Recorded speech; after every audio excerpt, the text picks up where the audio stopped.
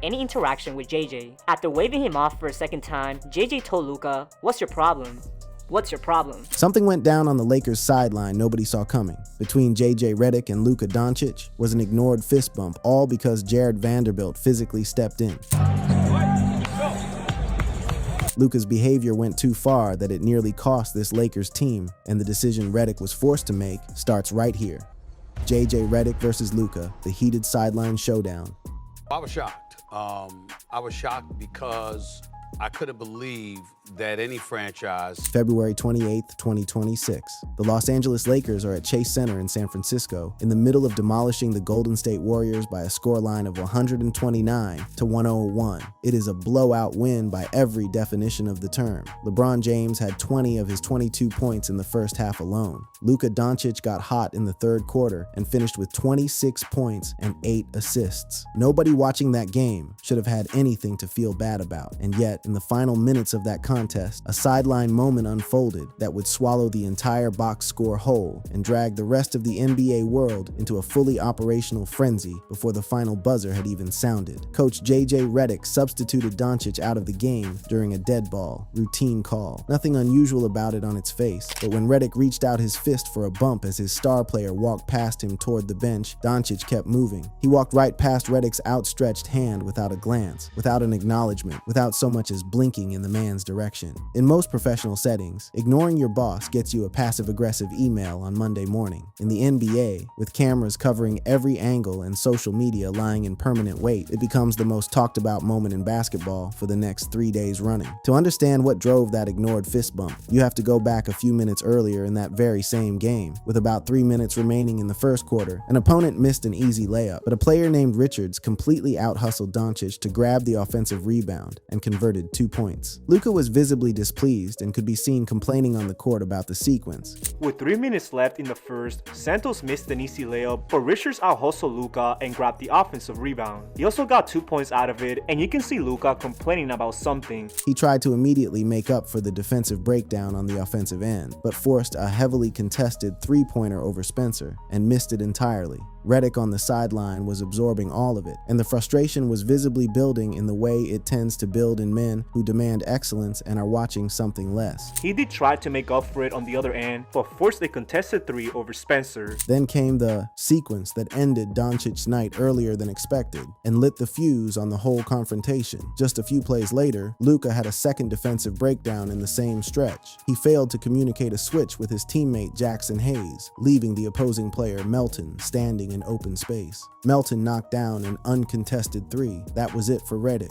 Just a few plays later, Luka had another defensive lapse and didn't communicate a switch with Jackson Hayes. Melton ended up making the 3 and JJ had enough. Redick signaled for LeBron James to check into the game and relieve Dončić. There were only 56 seconds left in the quarter. Luka walked toward the bench, noticed what was being called, and turned to Redick directly, telling him he wanted to finish the quarter. Redick held firm, his position being that Dončić needed to earn those final 56 seconds rather than receive them automatically. As LeBron was checking in at the scorer's table, he picked up on the tension between coach and star immediately. He gave Dončić a brief pat on the chest, that veteran read-the-room instinct that only someone who has been in this league for 22 years can execute in real time, and then stepped onto the floor to play basketball. He told LeBron to take Luka out of the game, and you can see him walking near the scores table. Luka noticed it and told JJ to let him finish the quarter. What followed was the moment that broke the internet. Dončić, still clearly heated from the sequence of events, avoided any interaction with Redick on his way to the bench. Redick was not about to let it sit there. He followed Luka directly and engaged him, briefly grabbing his arm in the process. Lip readers who analyzed the footage suggested that Redick told him directly, "What's your problem? You pushed my hand away. What are you upset about?" with Dončić reportedly responding that he hadn't done anything. Then Redick allegedly told him, with some emphasis, to sit down, and Dončić took very serious issue with the delivery of that particular instruction. After waving him off for a second time, JJ told Luka, "What's your problem?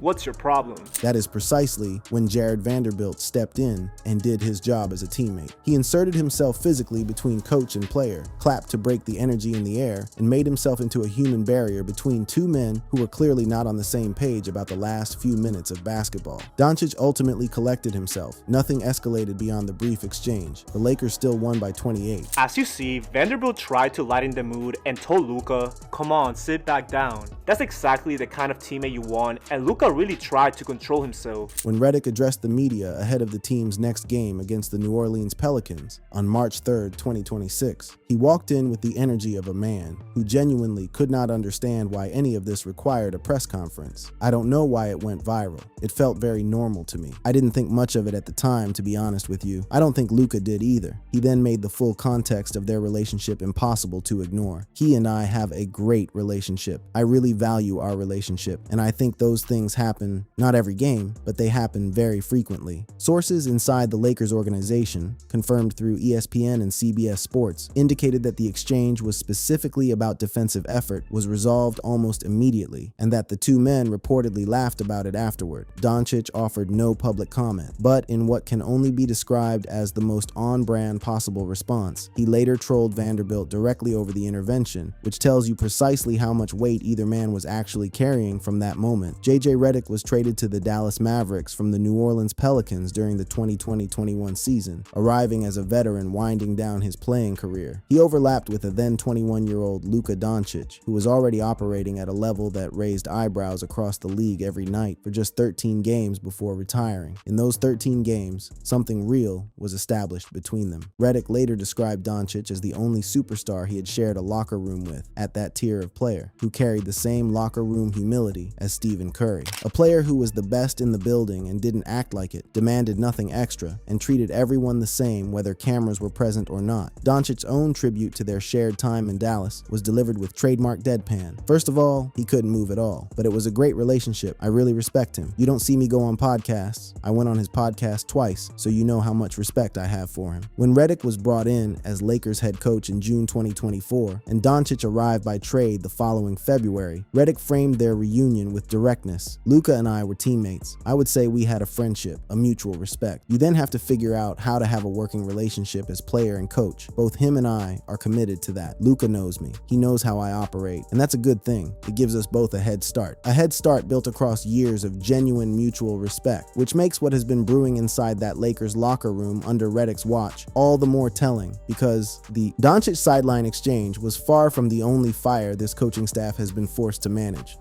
Redick's volatile Lakers tenure, highs, lows, clashes.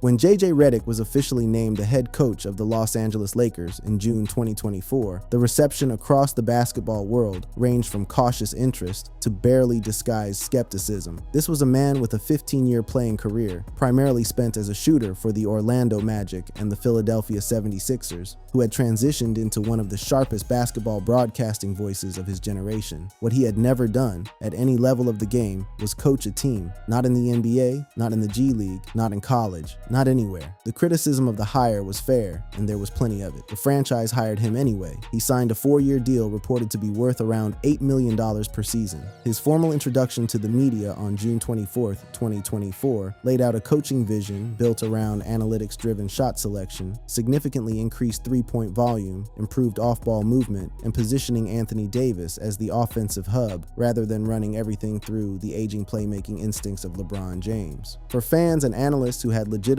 concerns about whether broadcast intelligence could translate into in-game decision-making at the highest level, the first season results provided a serious and somewhat surprising answer. The Lakers finished 50-32 in Redick's debut campaign, earning the 3rd seed in the Western Conference. Players credited the staff's commitment to detailed preparation. The offense was measurably more efficient, better spacing, better three-point volume, better ball movement than the franchise had produced in recent years. Redick received a contract extension before the start of of the 2025-26 season in September 2025, a direct organizational statement that the experiment was delivering results. For a first-year head coach with zero prior coaching experience at any level, that is a genuinely uncommon achievement. But success at the Los Angeles Lakers comes with an invisible asterisk, because nothing within that franchise is ever simply good news. The 2024-25 playoff run ended in the first round, a 1-4 series defeat to the Minnesota Timberwolves. After 50 regular season wins, that is a result that does not go quietly.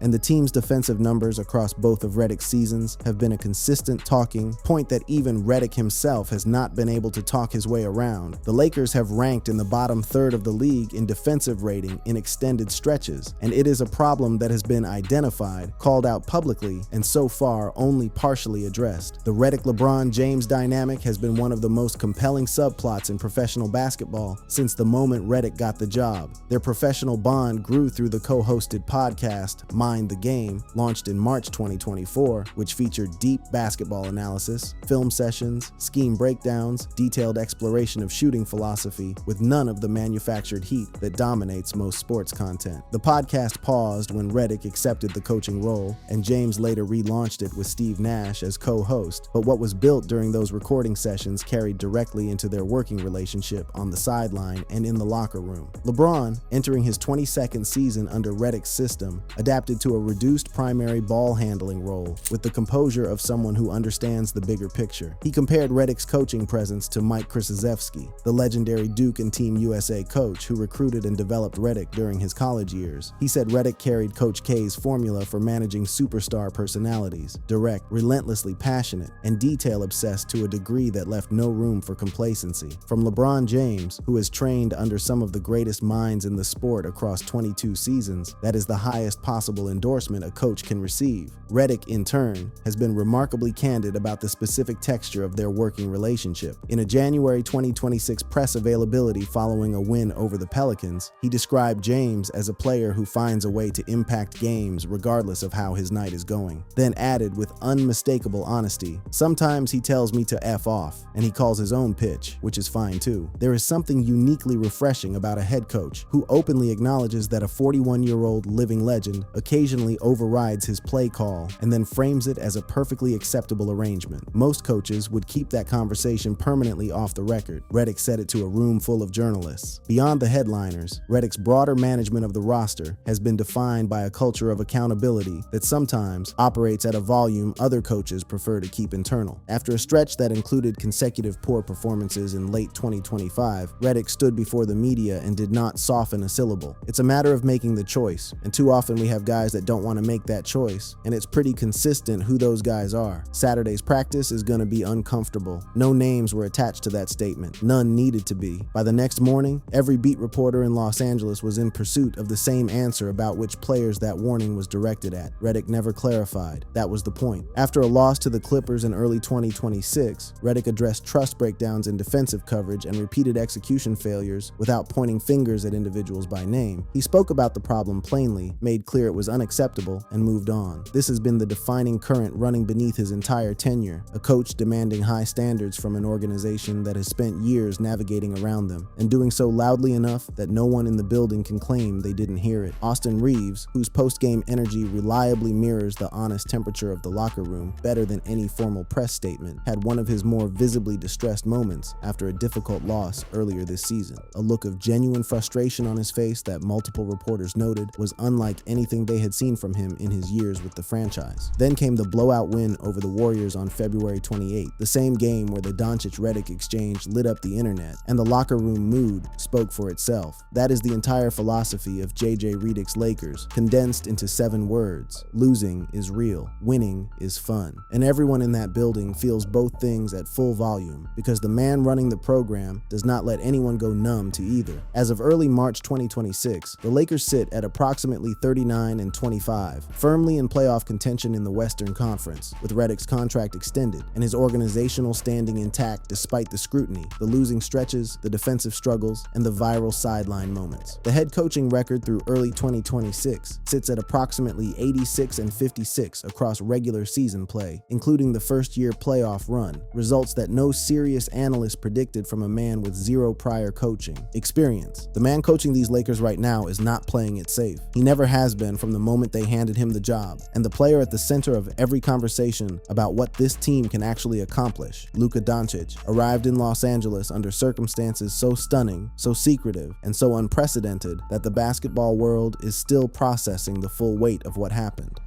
Luka's Dallas exit, the shock that changed everything. Luka Dončic's basketball story begins with someone doing things that no one his age was supposed to be able to do. Born February 28, 1999, in Ljubljana, Slovenia, he joined Real Madrid's basketball academy as a child and made his professional debut there at age 16 in 2015. By the time he was 18 years old, he had won a EuroLeague championship, earned EuroLeague MVP honors, claimed Final Four MVP recognition, and secured 3 Liga ACB titles in Spain. In European professional basketball, those accomplishments would represent a complete and respected career for most players. Dončić had assembled them all before his 19th birthday. He was selected 3rd overall by the Atlanta Hawks in the 2018 NBA draft and immediately traded to the Dallas Mavericks in exchange for Trae Young and a future first-round pick. Dallas was making a bet on the future. It turned out to be the most prescient transaction the franchise would execute for the next 6.5 years. In his rookie season, Dončić averaged 21.2 points, 7.8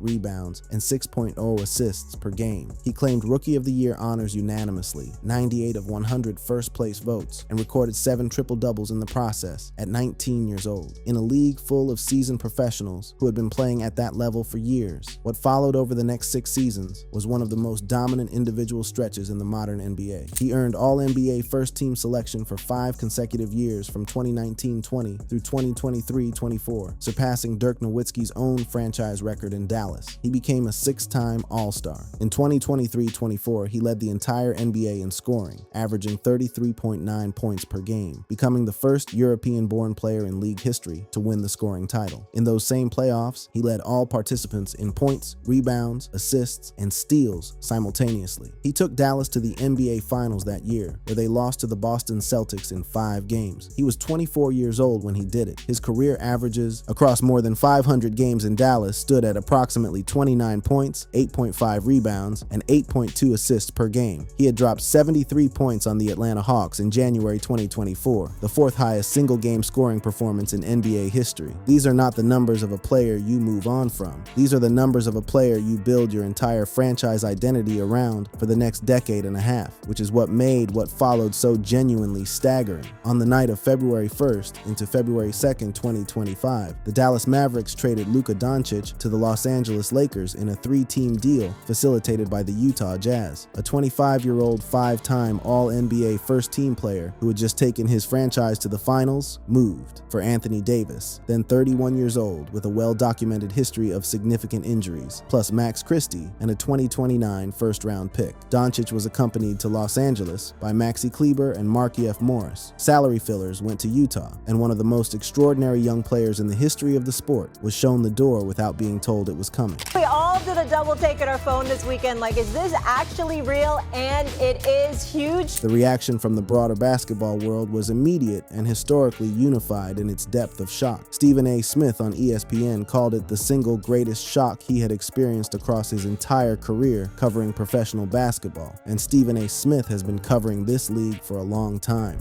Oh, I was shocked. I was shocked because I couldn't believe that any franchise, it's the biggest shock that I've ever seen covering the NBA all of these years, guys.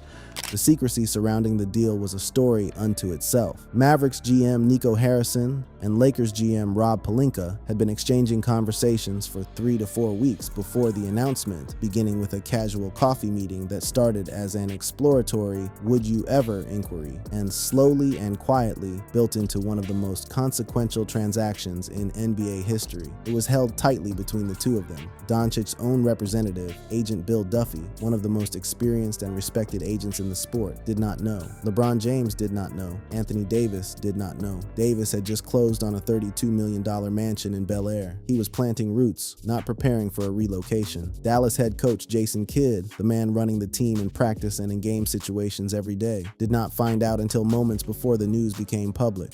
At the 11th hour. So, right before it was announced.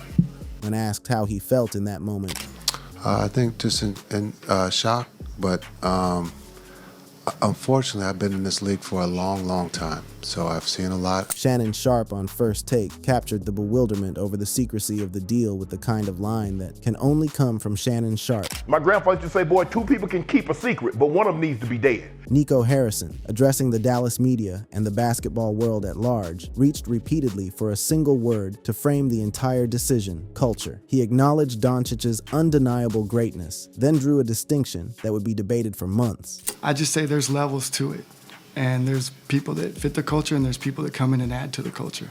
Harrison cited defensive priorities, the mechanics of the Supermax contract timeline, and the desire to get ahead of what he described as a potentially difficult summer. His framing: once you formally offer a Supermax and the player either accepts or declines, your franchise is on the clock with limited control. He wanted to act before that clock started running. I think it wasn't really like a point. I think it was like, how do we make our team better? There's some unique things about his contract that we had to pay attention to. The reported concerns around Dončić, conditioning fluctuations that had drawn attention since at least 2023, defensive lapses that were part of his analytical profile, and reported influence over team operations had been building quietly in the background. But even those who understood the frustrations found the return package difficult to justify against the age, the production, and the trajectory of the player being moved. Trading a 25-year-old, 5-time All-NBA player who had never requested a trade for an older center with a fragile body was a calculation the basketball world could not reconcile with any conventional logic. Anonymous surveys conducted by The Athletic, drawing responses from more than 150 active NBA players, returned reactions that ranged from stunned to furious. One player wrote, "I don't even know if 2K would have allowed that trade." Kevin Durant called it insane and crazy. Anthony Edwards questioned the motivations publicly. Commissioner Adam Silver extended the front office the benefit of the doubt, saying time would serve as the ultimate judge. As of March 2026, time has not been generous to the Mavericks side of the ledger. Dončić's own reaction at his Lakers introductory press conference on February 4th, 2025, was honest in a way that made the entire thing feel personal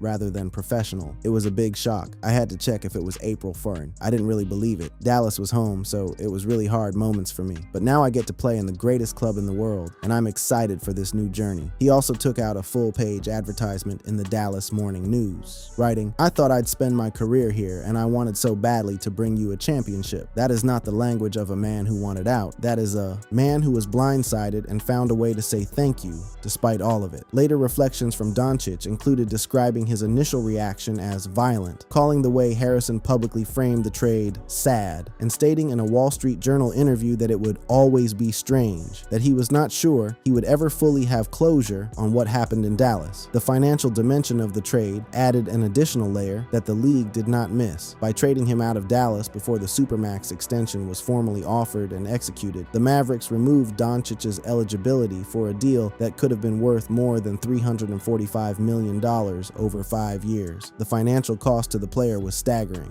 Shannon, do you realize by sending Luka to Los Angeles, he is no longer eligible for the Supermax? They've cost him over $100 million by trading him. And yet, despite the shock, the financial blow, the upheaval of being uprooted from a city he had called home since his early 20s, the full-page newspaper farewell letter, Luka Dončić showed up in Los Angeles and got to work. As of March 10th, 2026, he is leading the entire NBA in scoring, averaging 32.5 points per game, adding 7.8 rebounds and 8.4 assists across 52 games this season. The Lakers are 39-25, firmly in the playoff picture, chemistry building. And the biggest story of the week is still a 30-second sideline exchange with his head coach during a game they won by 28 points, which, in its own way, tells you everything about how well things are actually going in Los Angeles. Thanks for watching, guys. To enjoy more of such content, be sure to click on the card showing on the screen.